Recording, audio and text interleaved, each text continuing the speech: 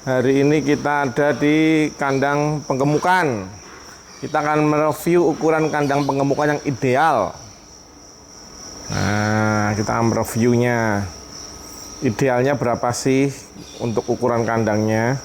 Kebetulan ini kandangnya sekarang saat ini kosong.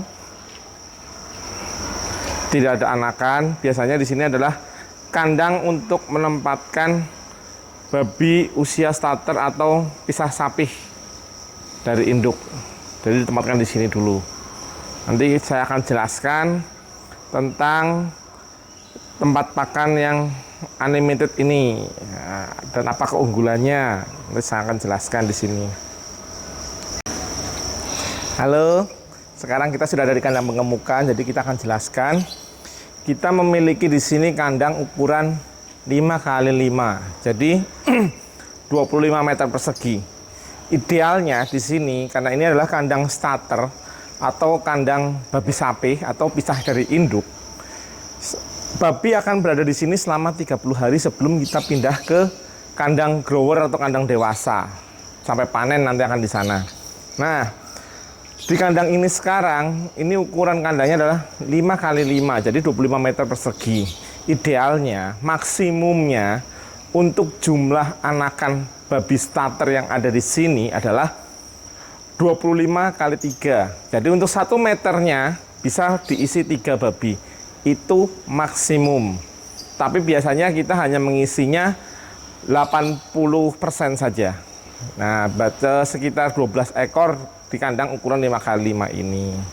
Jadi cukup ruang untuk babi, untuk tidur, untuk jalan, segala macamnya. Atau untuk buang kotoran masih ada cukup ruang ya. Kalau terlalu penuh, bisa dipaksakan penuh. Tapi saya rasa untuk kesehatan babinya sendiri kurang bagus. Kecuali kalau kandangnya sudah habis, mungkin bisa dimaksimalkan. Tapi kalau kandangnya masih ada sisa, lebih baik diisi maksimumnya 80% dari total kapasitas yang bisa dimasukin babi ke kandang ini.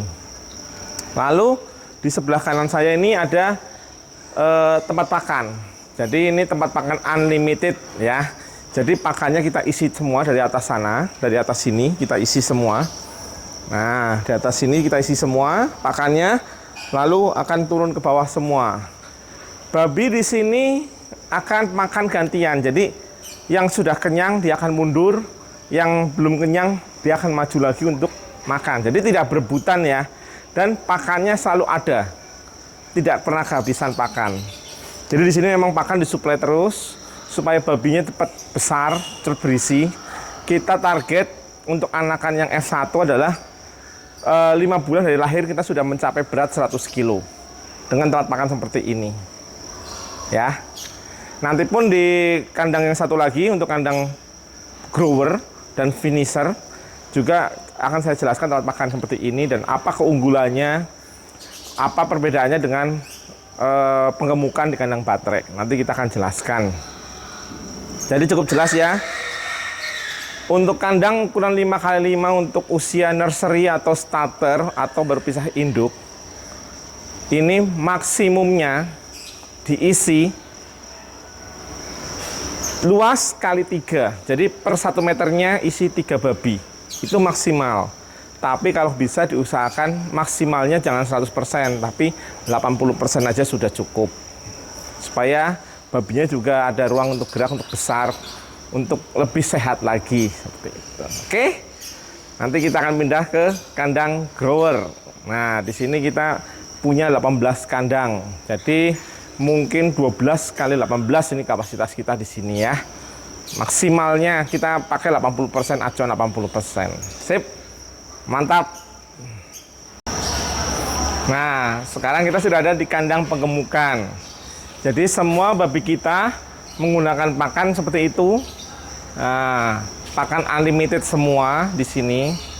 Nah, ada yang tanya, Pak, kalau misalnya penggemukan menggunakan kandang baterai dan kandang koloni seperti saya punya ini, lebih efektif mana? Seperti itu. Seandainya kandang baterai itu juga bagus, jadi babinya cepat besar juga.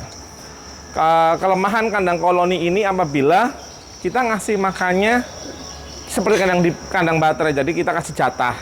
Nah, kalau kasih jatah seperti itu, kalau kandang koloni, ada babi yang tidak kebagian makan, ya. Jadi pertumbuhannya jadi terlambat. Tapi kalau kalian mau bikin kandang koloni, lebih baik menggunakan sistem pakan unlimited. Ini jauh lebih baik. Jadi babi akan terus makan dan saya jamin babinya lebih cepat besar, lebih cepat panen daripada yang kandang baterai. Makanya kita menggunakan sistem koloni dengan pakan unlimited, oke? Jadi kalau misalnya ada menggunakan kandang baterai, itu juga bagus, terutama untuk menghemat space. Kalau di Jawa mungkin kan untuk bikin kandang kan terbatas, tempat yang disetujui oleh pemerintah setempat kan juga terbatas, tidak sebebas seperti di Bali. Seperti itu. Makanya mereka lebih condong main di kandang baterai untuk penggemukannya. Efektif memang, karena kalau kandang baterai 1 meter mungkin bisa isi 2 babi. Sedangkan di kandang koloni ini 1 meter untuk 1 babi itu maksimumnya. Nah, di sini kandangnya ukuran yang besar itu adalah ukuran 10 kali 10. Berarti 100 meter persegi. Maksimum bisa diisi 100 ekor babi. Itu maksimumnya. Kita tapi di sini hanya mengisi 80%-nya saja. Jadi sekitar 80 ekor babi aja untuk di satu kandang penggemukan yang ukuran 10 kali 10. Jadi masih banyak ruang ya untuk babi istirahat, tidur segala macamnya, masih banyak ruang. Seperti itu. Nah, sekarang kita kembali lagi ke kandang baterai. Kalau di Jawa kan tempat terbatas, mungkin mereka bisa bikin susun, kandang tingkat segala macamnya. Memang menghemat tempat. Jadi tidak perlu makan tempat yang terlalu lebar. Seandainya tanahnya kecil, saran saya menggunakan kandang baterai apabila tanahnya kecil. Tapi kalau seperti di Bali kan tanah kan masih mudah ya, juga izin untuk pembukaan kandang babi kan juga masih lumayan mudah untuk di Bali. Kalau saya pilih untuk kandang koloni saja, karena istilahnya kita kerja juga lebih cepat karena kita ngasih makan ini, babi ini 2 hari sekali. Jadi sekali kasih makan itu untuk 2 hari. Ya, jadi datang cuma tinggal siram-siram, mandi-mandiin babi aja, udah nggak perlu kasih makan lagi, kerjaan juga lebih cepat selesai. Juga tidak terlalu makan biaya yang gimana-gimana. Babinya juga cepat panen, jadi pengeluaran kita juga semakin sedikit. Nah, untuk babi cepat panen ada 2 syarat. Yang pertama adalah tergantung dari genetik babinya, bagus atau tidaknya. Karena genetik babi lokal atau SGI yang lama dengan genetik babi SGI yang baru itu jauh berbeda sekali. Ya. Pertumbuhannya juga jauh berbeda sekali. Mungkin yang lokal waktu kecil semok-semok, gemuk-gemuk, oke, menarik seperti itu. Tapi menginjak berat 30 kilo, dia pertumbuhannya akan mulai melambat. Tidak secepat babi-babi SGI genetik baru. Kalau genetik baru dia akan terus naik meningkat.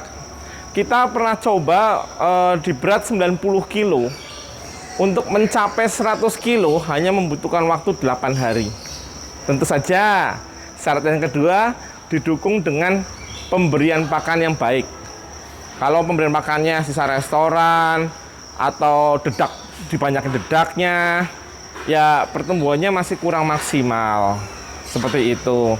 Kalau didukung dengan genetik yang bagus dan pakan yang bagus, saya jamin mantap, panennya bisa 5 bulan dari lahir. Nah, kalau kita bisa menghemat waktu panen, berarti kita juga menghemat pengeluaran. Biasanya babi lokal kan 7 bulan dari lahir baru bisa mencapai 100 kilo babi lokal.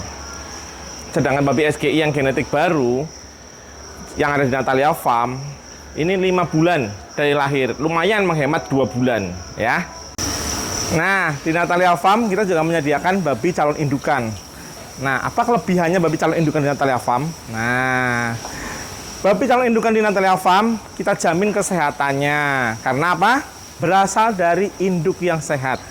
Kenapa disebut induk yang sehat? Karena kita menggunakan pakan kualitas terbaik. Kita tidak menggunakan antibiotik atau suplemen pemecah otot yang bikin babi kayak binaragawan seperti itu, berotot seperti itu. Nah, kita tidak menggunakan seperti itu karena nantinya akan membuat keturunannya rentan terhadap penyakit atau tidak tahan terhadap penyakit seperti itu ya. Jadi di sini kita menjamin kualitas dari anakan babi-babi yang ada di Natalia Farm. Anakannya pasti sehat-sehat karena kita jaga ya. Kita kan ingin berinvestasi untuk jangka panjang supaya menghasilkan anakan-anakan berikutnya yang sehat-sehat juga. Kita kan tidak mau baru investasi setahun, babinya mungkin ada masalah yang lain-lain seperti itu. Kita kan maunya untuk jangka panjang dan semuanya sehat juga bagus. Oke.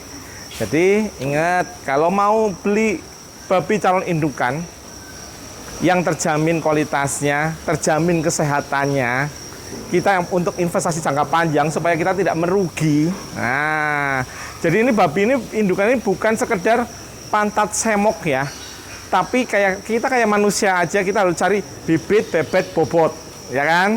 Jadi kita harus lihat juga gimana perawatannya di kandang, bagaimana pakannya di kandang, bagaimana suplemen yang dikasih itu di kandang tersebut, bagaimana kesehatan dari babi-babinya yang ada di sana. Seperti itu. Kita harus melihat semuanya secara global, gitu loh. Jadi jangan sampai kita memilih babi karena pantat semok. Nah, seperti itu. Jangan sampai terjadi seperti itu. Karena pantat semok belum tentu jaminan. Tapi kalau di Natalia Farm, kita memberikan babi dengan kualitas genetik SGI F1, F3, dan F4. Itu udah terjamin. Karena apa? Karena kita pejantannya cuma punya itu aja.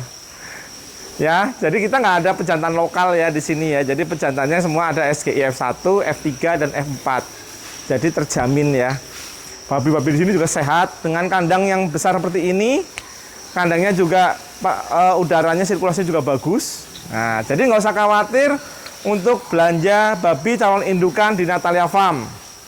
Pokoknya babi calon indukan Natalia Farm the best. Nah, untuk saat ini kita cuma bisa kirim untuk area Bali saja. Kita belum bisa kirim keluar area Bali karena kita tidak memiliki izin seperti itu. Tapi untuk sperma kita bisa mengirim ke seluruh Indonesia. Oke? Mantap peternak Indonesia. Mantap, jaya-jaya terus. Babi organik Natalia Farm is the best.